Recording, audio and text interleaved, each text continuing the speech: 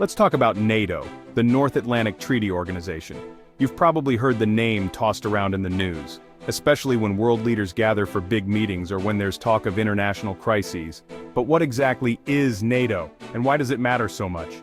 It might sound a bit dry at first, but think of NATO as a massive international neighborhood watch. Except instead of just keeping an eye out for suspicious activity, these neighbors have some serious resources at their disposal. Imagine if everyone on your street made a pact. If one house gets robbed, the whole block rushes over to help. It's about having each other's backs, no matter what. That's the spirit behind NATO. That's NATO in a nutshell. A promise of protection and unity among its members. It's a group of countries, big and small, all pledging to defend one another if any single member is attacked. It's like a security blanket that stretches across continents. This alliance began in 1949, right after the devastation of World War II. Europe was in ruins, cities were shattered, and the threat of the Soviet Union was casting a long shadow over the continent.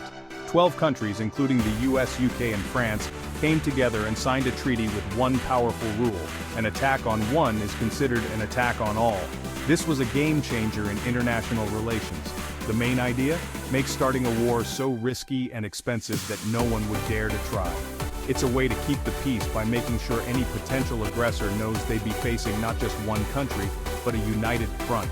Over the decades, NATO has grown from those original 12 members to 32, stretching across North America and Europe. Each new member adds another layer of strength and security. After the Soviet Union collapsed, many Eastern European countries rushed to join NATO, hoping for stability, protection, and a seat at the table with the world's most powerful democracies. Even as the world changes, with new threats and shifting alliances, the core idea of NATO remains the same: stick together, and you're safer. Today, NATO stands as one of the most powerful and enduring military alliances in history, capable of responding to threats anywhere its members need help. So, the next time you hear about NATO in the headlines, picture it as a giant group hug, but with tanks, fighter jets, and a whole lot of determination to keep the peace. At its heart, the idea is simple: there's real strength in numbers. When countries unite, they can deter threats and protect each other far better than they could alone. In a world that can sometimes feel unpredictable and dangerous, having dozens of friends watching your back isn't just comforting, it's a pretty smart way to stay safe. Why would a small country like Luxembourg want to join a club with military giants like the US? Collective defense. Together, countries are safer than alone, like a flock of birds deterring predators. Article 5, NATO's core promise, means an attack on one is an attack on all. It's only been used once, after 9/11, when allies rushed to support the US. This unity is a huge deterrent. No one wants to fight 32 countries at once. But NATO isn't just about big wars. Members share intelligence, run joint exercises, and tackle threats like terrorism and piracy together. Think of it like a fire department, always training, always ready. This teamwork builds trust and ensures everyone knows their role in a crisis. Countries can specialize, some focus on cyber defense, others on heavy firepower. Pooling resources means everyone contributes what they do best, while benefiting from the alliance's collective strength. That's the real power of NATO: shared security, shared responsibility.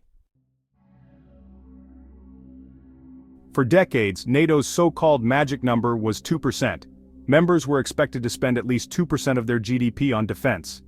This benchmark was seen as a symbol of shared commitment, a way to ensure that every country contributed its fair share to the alliance's collective security.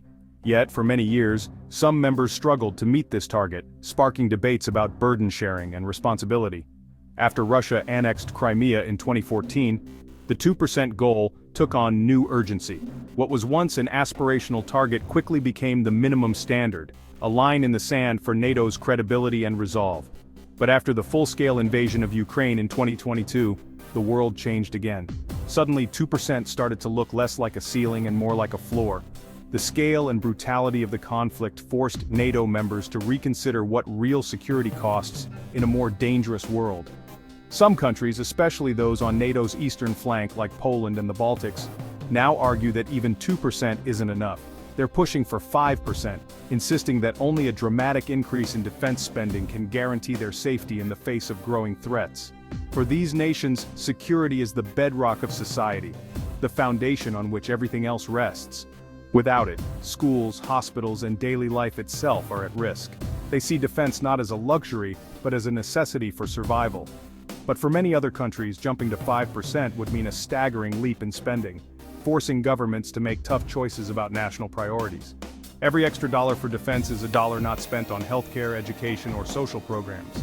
It's one thing for Poland, right on the front line, to push for more. But it's a very different calculation for countries like Spain or Canada, which are farther from the immediate threat and face different domestic pressures. Even reaching the original 2% target remains a political and financial challenge for some nations, sparking protests and heated debates about where limited resources should go. The debate over defense spending is now about more than just numbers on a page. It's about the fundamental question of what governments owe their citizens and how to balance security with other vital needs. How much is truly enough to keep a country safe in an unpredictable world? Is there a new gold standard for defense, or is the answer different for every nation? And ultimately, what are we willing to sacrifice to get there? The choices we make now will shape not just our security, but the very fabric of our societies for years to come. Let's check the NATO spending scoreboard and see how the alliance's members stack up when it comes to defense budgets. Every year, NATO countries report their military spending, and the numbers reveal a lot about priorities, politics, and the pressures each nation faces. The United States leads by a wide margin, spending over 3% of its massive GDP on defense, an amount that dwarfs the contributions of most other members. For decades, Washington has urged its European allies to step up and share more of the burden, arguing that collective security requires collective investment. Yet some countries like Spain and Luxembourg have consistently lagged behind, spending closer to 1%.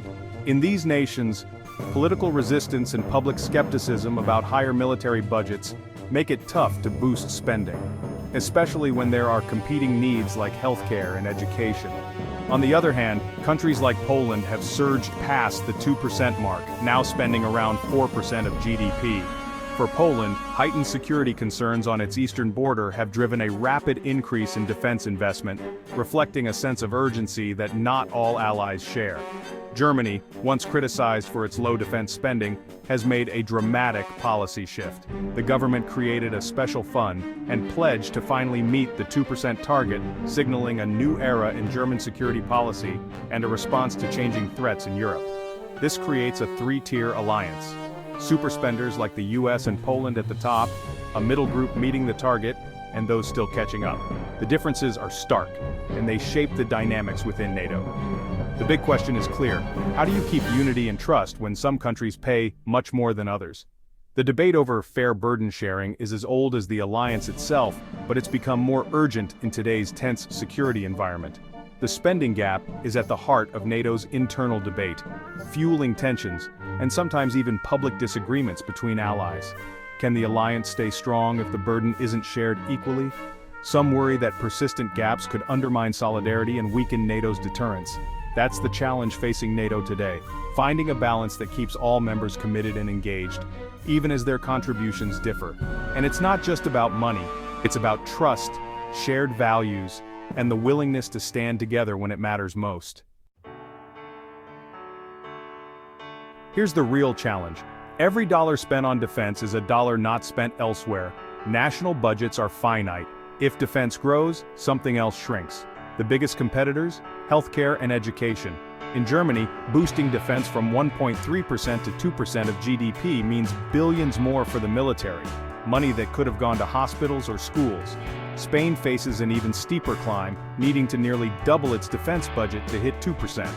Imagine telling voters you need more jets while hospitals face staff shortages. Even in the US, which spends over $800 billion on defense, every budget debate pits the Pentagon against domestic needs. The trade-offs are real and visible. Politicians must decide: more tanks or more teachers. The answer isn't easy, and every country faces its own version of this dilemma. The bigger the defense budget, the tougher the choices elsewhere. It's a zero-sum game, and the stakes are high for everyone. What if NATO countries actually ramp up to 3 or even 5% defense spending? The defense industry would boom.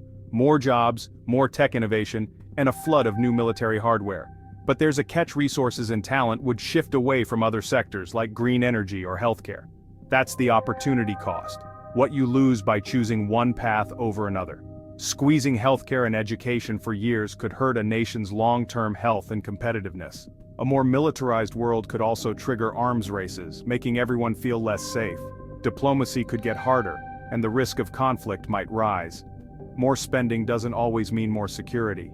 Sometimes, it just means a more dangerous, unstable world. The consequences go far beyond the balance sheet. This debate is about two visions of national strength. One side says peace comes through strength. A strong military deters threats and protects everything else. Especially in countries near Russia, leaders argue that security is the foundation for freedom and prosperity. The other side says true strength comes from healthy, educated citizens and strong social safety nets. They worry that focusing on the military will starve what makes a country resilient. More tanks don't always mean more safety. Sometimes investing in people is the best defense. Both sides have a point, and history offers lessons for each. The real question, what kind of strength do we value most? And how do we balance the needs of today with the risks of tomorrow? That's the heart of the NATO spending debate.